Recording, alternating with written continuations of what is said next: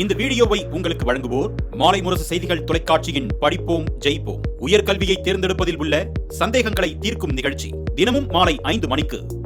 வணக்கம். மாலை முரசு செய்திகளை விரிவாக பார்ப்பதற்கு முன் முதலில் தற்போதைய நேரத்திற்கான தலைப்புச் செய்திகளை பார்க்கலாம். பல்கலைக்கழகங்களுக்கு துணைவேந்தர் நியமிக்கும் அதிகாரத்தை அரசுக்கு வழங்கிய சட்டப்பிரிவுக்கு இடைக்கால தடை. சென்னை உயர்நீதிமன்ற நீதிபதிகள் GR சுவாமிநாதன் மற்றும் லட்சுமி நாராயணன் அமர்வு உத்தரவு.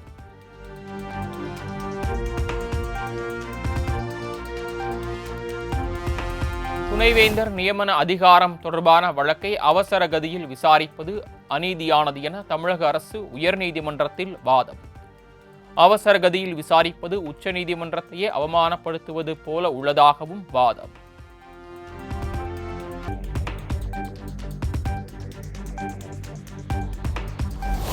தமிழ்நாட்டிற்கான நியாயமான நிதி உரிமையை நிதி ஆயோக் கூட்டத்தில் வெளிப்படுத்த டெல்லி செல்கிறேன்.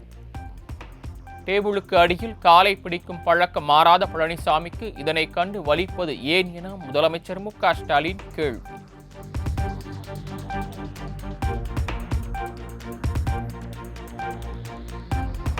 அறிவாலய மேல் மாடியில் CBI ரைடு வந்தபோது கீழ் மாடியில் 63 தொகுதிகளை தாரை வார்த்தபோது டேபிளுக்கு கீழ் தவழ்ந்து சென்றீர்களா, ஊர்ந்து சென்றீர்களா?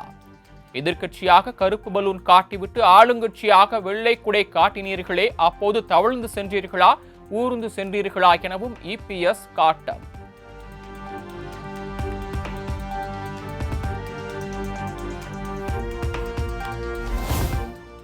ஒரே ரேடில் புலிகேசியாக மாறி வெள்ளை கொடி ஏந்த சென்ற பழனிசாமி என்னை பார்த்து வெள்ளை கொடி ஏந்தியதாக பேச நான் கூசவில்லையா?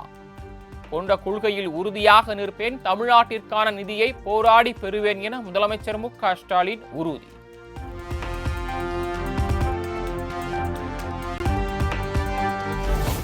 ரைடை பார்த்து யாருக்கு பயம் என முதலமைச்சர் MK ஸ்டாலினுக்கு எடப்பாடி பழனிசாமி கேள்வி. அது கண்ணாடி, உங்களை பார்த்து நீங்களே ஏன் பேசிக்கொண்டு இருக்கிறீர்கள் எனவும் விமர்சனம்.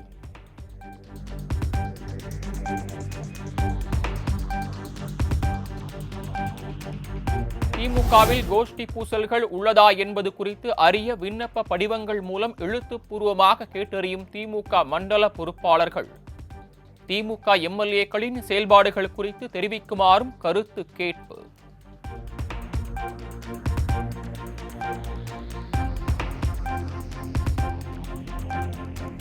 இளம்பெண் அளித்த பாலியல் வன்கொடுமை புகாரில் பதிவு செய்யப்பட்ட வழக்கில் திமுக முன்னாள் நிர்வாகி தெய்வச்செயல் மற்றும் அவரது மனைவிக்கு முன் ஜாமீன். சென்னை உயர்நீதிமன்றம் உத்தரவு.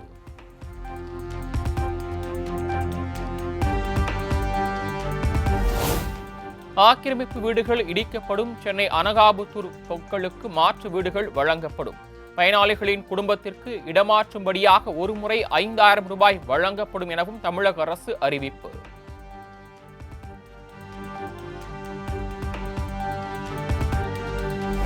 அடையாறு ஆற்றில் கழிவுநீர் கலப்பதை தடுக்க கரையோரம் வசிப்பவர்களை மறு குடியமர்வு செய்வது அவசியம். சென்னை அனகாபுத்தூரில் நீர்நிலைகளை ஆக்கிரமித்து கட்டப்பட்ட வீடுகள் அகற்றப்பட்டது குறித்து தமிழக அரசு விளக்கம்.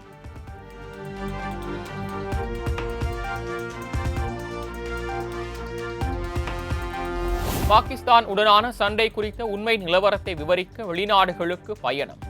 மத்திய வெளியுறவுத்துறை செயலர் விக்ரம் மிஸ்ரி உடனான ஆலோசனைக்கு பின் திமுக நாடாளுமன்ற குழு தலைவர் கனிமொழி பேட்டி.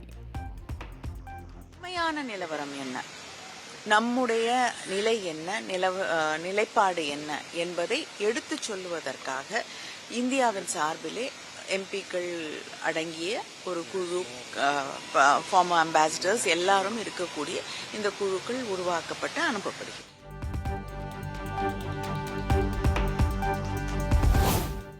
செங்கல் சூளைகள் மீதான GST வரியை குறைக்க நிதி அமைச்சரிடம் வலியுறுத்தினேன். நிர்மலா சீதாராமன் உடனான சந்திப்பு குறித்து திமுக MP கனிமொழி விளக்கம்.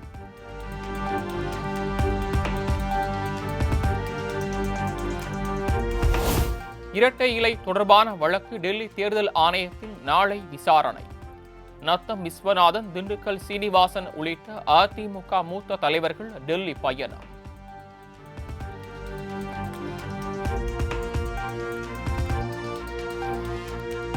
அரக்கோணம் பழைய பேருந்து நிலையத்தில் திமுக அரசை கண்டித்து அதிமுக சார்பில் ஆர்ப்பாட்டம்.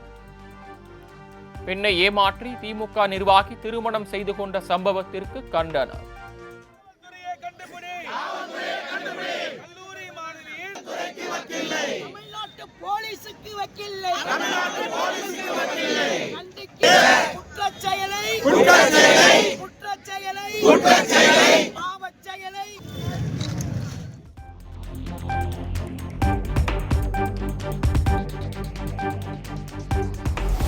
வேலியே பயிரை மேய்வது போல கல்வி வளாகங்களிலேயே பாலியல் வன்கொடுமைகள் நடைபெறுவதற்கு இபிஎஸ் கண்டனம். பெண்கள் பணிபுரியும் அலுவலகங்களில் விசாகா கமிட்டி அமைக்காதது ஏன் எனவும் சரமாரி கேள்வி.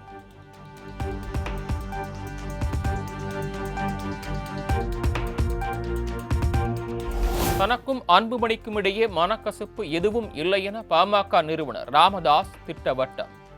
அன்புமணியை நான் கட்சியை விட்டு நீக்கப் போவதாக கட்சியினர் சிலரை வதந்தி பரப்புவதாகவும் வேதனை. இருவருக்கும் இடையான மனக்கசப்பு நீங்கிடுச்சா? மனக்கசப்பு நீங்கிடுச்சா? இருவருக்கும் இடையே இருந்த மனக்கசப்பு நீங்கிடுச்சா?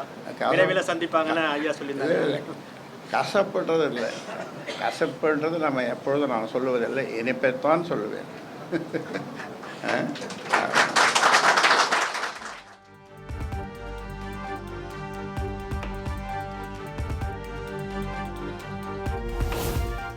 அன்புமணிக்கும் ராமதாஸுக்கும் இடையிலான உட்கட்சி மோதல் முடிவுக்கு வருகிறது. விரைவில் இருவரும் தைலாபுரத்தில் சந்தித்து பேசுவார்கள் என பாமக கௌரவ தலைவர் ஜி.கே. மணி பேட்டி. கேள்விக்கு நல்ல சுமூகமான தீர்வு மனநிலையாக எட்டிருச்சு. அது மிக விரைவில் இன்னும் சீக்கிரமே அது நடக்க நீங்கள் பார்க்க போகிறீங்க.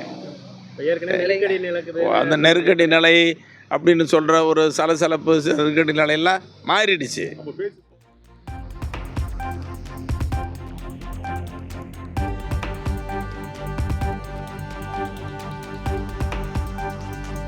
உள்ளாட்சி அமைப்புகளில் இடைத்தேர்தல் நடத்த இடைக்கால தடை விதிப்பு. உயர்நீதிமன்ற மதுரை கிளை அதிரடி உத்தரவு.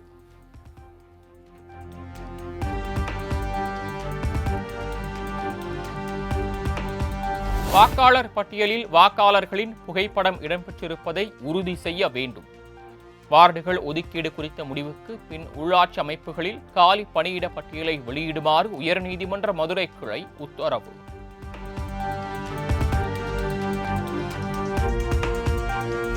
சிவகங்கை அருகே தனியார் கல்குவாரியில் 400 அடி பள்ளத்தில் பாறைகள் சரிந்து விழுந்ததில் 5 தொழிலாளர்கள் உயிரிழந்த விவகாரம்.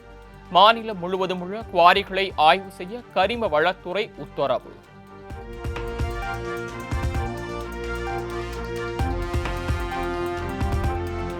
கணவர் ரவி மோகனிடமிருந்து மாதந்தோறும் 40 லட்சம் ரூபாய் ஜீவனாம்சம் கோரி ஆர்த்தி மனு தாக்கல்.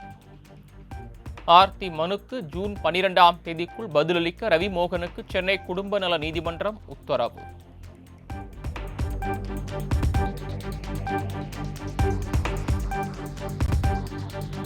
நாம் தமிழர் கட்சி ஒருங்கிணைப்பாளர் சீமான் மீது திருச்சி சரக டிஐஜி வருண்குமார் தாக்கல் செய்த அவதூறு வழக்கு ஜூன் 4ஆம் தேதிக்கு ஒத்திவைத்து திருச்சி மாவட்ட குற்றவியல் நீதிமன்றம் உத்தரவு.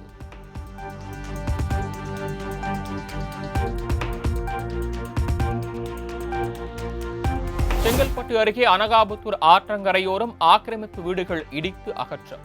பாதிக்கப்பட்ட மக்களுக்கு ஆறுதல் கூற சீமான் சென்ற நிலையில் போலீசாருக்கும் நாம் தமிழர் கட்சி தொண்டர்களுக்கும் இடையே தள்ளுமுள்ளு.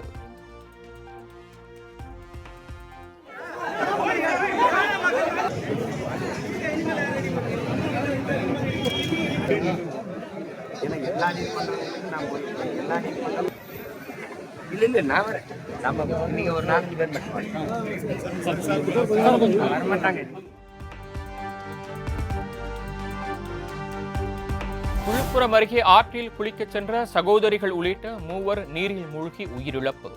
3 உடல்களையும் மீட்டு உடற்கூறு ஆய்வுக்காக அரசு மருத்துவமனைக்கு அனுப்பி வைப்பு.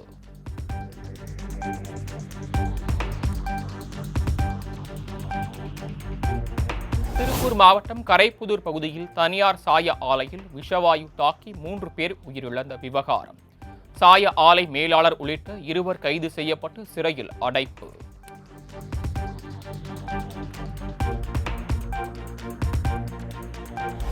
ராணிப்பேட்டை அருகே கொலை செய்யப்பட்ட இளைஞரின் உடலை சாலையில் வைத்து 3 கிராம மக்கள் மறியல் போராட்டம். கொலை சம்பவத்திற்கு உரிய நீதி கேட்டு உறவினர்கள் அழுது புரண்டதால் பரபரப்பு.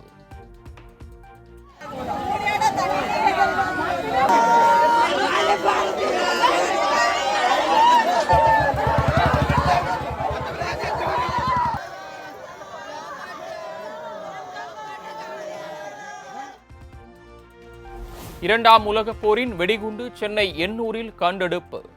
வெடிகுண்டை கைப்பற்றி எண்ணூர் காவல்துறையினர் விசாரணை.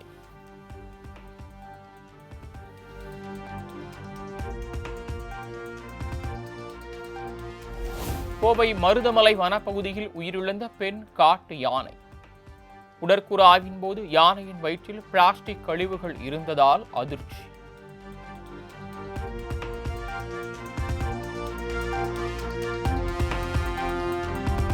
சென்னை தரமணியில் மது போதையில் விபத்தை ஏற்படுத்திய தலைமை காவலர் தீக்குளித்து தற்கொலை. உடலை கைப்பற்றி காவல்துறையினர் விசாரணை.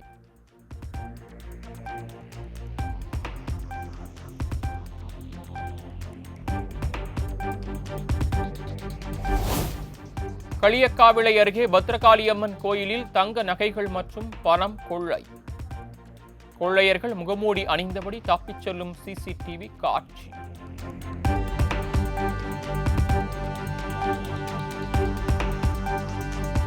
பெரம்பலூர் அருகே மரத்தின் மீது கார் மோதிய விபத்தில் ஒரே குடும்பத்தை சேர்ந்த 3 பேர் உயிரிழப்பு. பெண் ஒருவர் படுகாயங்களுடன் மீட்கப்பட்டு மருத்துவமனையில் அனுமதிக்கப்பட்டுள்ள நிலையில் போலீசார் விசாரணை.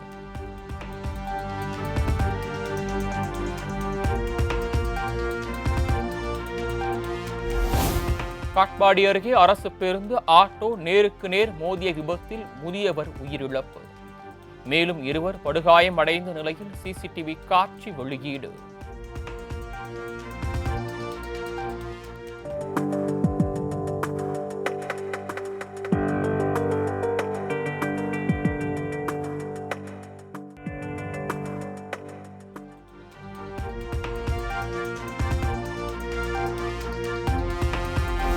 தஞ்சாவூர் அருகே அறுவடைக்கு தயாராக இருந்த 100கணக்கான ஏக்கர் நெற்பயிர்கள் மழையால் சேதம். உரிய இழப்பீடு வழங்கக் கோரி வயலில் இறங்கி விவசாயிகள் ஆர்ப்பாட்டம்.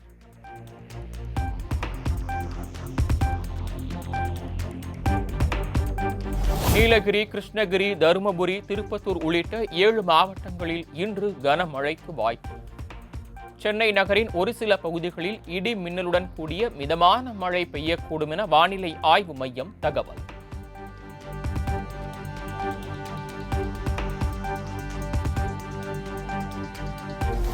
கேரளாவில் அடுத்த 3 அல்லது 4 நாட்களில் பருவமழை தொடங்க வாய்ப்பு.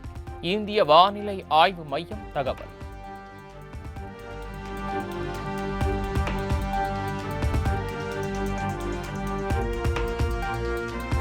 தமிழ்நாட்டில் கோடை மழை 95% கூடுதலாக பெய்துள்ளது. சென்னை வானிலை ஆய்வு மையம் தகவல்.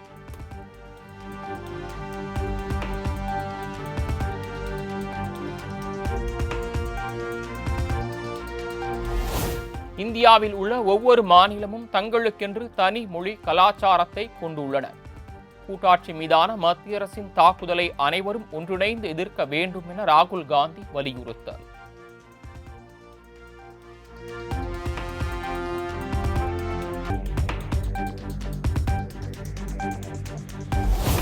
தேர்ந்தெடுக்கப்பட்ட மாநில அரசுகளுக்கு இடையூறு செய்ய ஆளுநர்களை பயன்படுத்துகிறது மத்திய அரசு. மாநில அரசுகளின் குரல் வளையை நெரிக்க ஆளுநர்களை துஷ்பிரயோகம் செய்வதாகவும் ராகுல் காந்தி குற்றச்சாட்டு.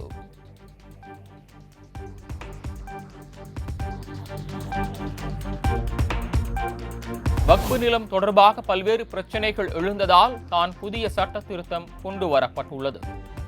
வக்பு சட்ட திருத்தத்திற்கு எதிரான வழக்கு விசாரணையின் போது உச்சநீதிமன்றத்தில் மத்திய அரசு விளக்கம்.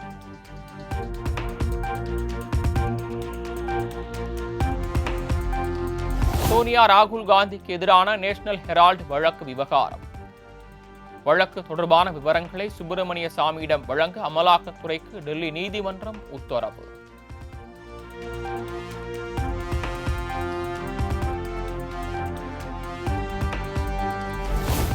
வாடிக்கையாளரிடம் கன்னடத்தில் பேச மறுத்த வங்கி அதிகாரிக்கு கர்நாடக முதலமைச்சர் சித்தராமையா கண்டனம். வாடிக்கையாளர்களிடம் கண்ணியத்துடன் நடந்து கொள்ள வேண்டும் என அனைத்து வங்கி ஊழியர்களுக்கும் உத்தரவு.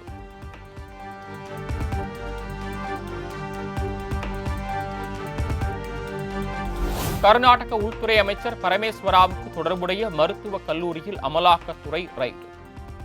நடிகை ரன்யா ராவ் சிக்கிய தங்க கடத்தல் வழக்கு தொடர்பாக சோதனை என தகவல்.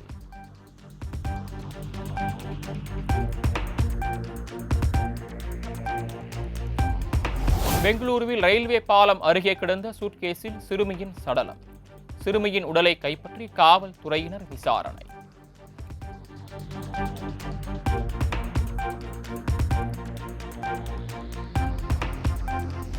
சத்தீஸ்கர் மாநிலத்தில் 26க்கும் மேற்பட்ட நக்சலைட்டுகள் துணை ராணுவ படையால் சுட்டுக் கொலை. நாராயண்பூரில் நக்சலைட்டுகளுடன் நடைபெற்ற துப்பாக்கிச் சூட்டில் துணை ராணுவம் அதிரடி.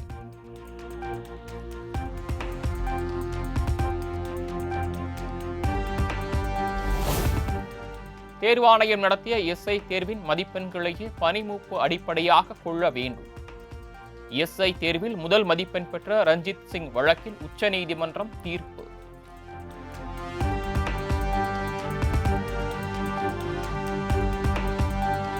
கர்நாடகாவின் விஜயபுரா மாவட்டத்தில் கார் சாலை தடுப்பு மற்றும் பேருந்து மீது மோதி கோர விபத்து. ஒரே குடும்பத்தை சேர்ந்த 5 பேர் உட்பட 6 பேர் சம்பவ இடத்திலேயே உயிரிழந்த சோகம்.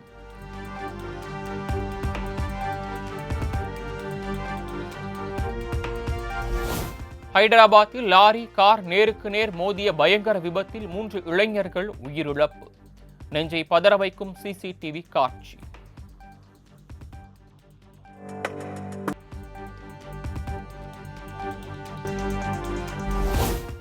இசையமைப்பாளர் சாம் சிஎஸ் மீது சினிமா தயாரிப்பாளர் சமீர் அலிகான் சென்னை சிஎம்பிடி காவல் நிலையத்தில் புகார். சாம் சிஎஸ் 25 லட்சம் ரூபாய் வாங்கிவிட்டு இசையமைத்து தராமலும் பணத்தை திருப்பி தராமலும் மோசடி செய்ததாக குற்றச்சாட்டு.